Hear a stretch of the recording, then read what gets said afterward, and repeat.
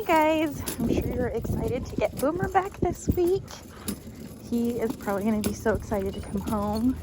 He has been working hard, and so I want to give you guys some things to work on throughout the weeks that you're going to be having him, and just to make sure that he's on the same page. So the first thing that I want done daily is getting him out on a daily walk.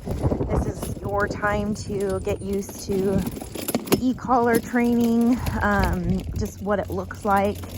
Having kids be on bikes would be preferred, so he gets used to lots of moving things going around him. It's one thing that we try to do a few days a week, of just having him be around moving things like this wagon and having him focus on the obedience, not necessarily the moving thing. So with service dogs, the training that we're doing is what we call exposure response prevention. And so basically what that means is we're exposing him to something new, something weird, something that might be exciting, something that might be scary. We expose him to all kinds of things.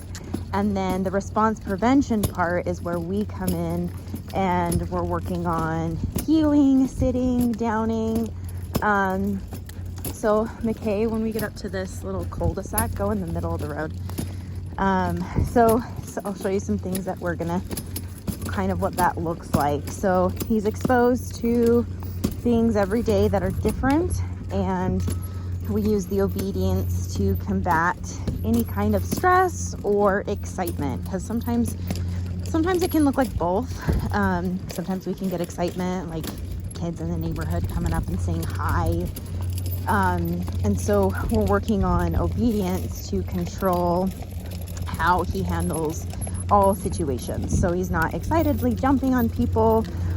He's not being nervous and running away from something like this. So Boomer, down. So one thing we work on, just do a little circle around him, babe. One thing we're working on is down stays, away from us. And so right here, you know, this is something that just makes every dog gets a little bit nervous by something moving towards them. And so we just work slow and steady, making sure that he can handle this stuff every day, doing a down stay. He's like, I'll put my head all the way on the ground and be so good.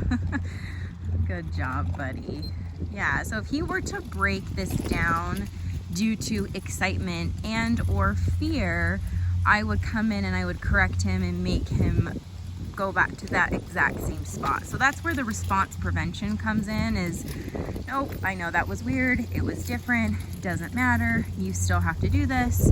And so that's how we combat a lot of things that these dogs are exposed to in the service dog world. So really good for him. Okay, Boomer, good job, buddy, you did it. Good job. Boomer, heel. So another thing I'll work on is a sit. Let's do it one more time, but we're gonna do a sit. Boomer, sit. This one's harder because it's easier to lay down. He feels a little bit more anchored to the ground. And so if he does go into a down, it's not uncommon. Oh, Boomer, sit. What I'm gonna do is I'm gonna come in and I'm gonna help him fix it. Boomer, sit. Make him go all the way up. That's the response prevention part. Good. And we just have to be really consistent. That's the only way that dogs get through the stress, is if it's the same every single time. And that's the only way that they get through the excitement of new people, people in public. Like I took him to a music store the other day and somebody was saying hi to him and I just said, nope, heel or sit or whatever we were working on. And it doesn't matter that they're saying hi to you, you gotta ignore them. So this combats both nerves and excitement. Yes, he loves McKay and he loves Teddy.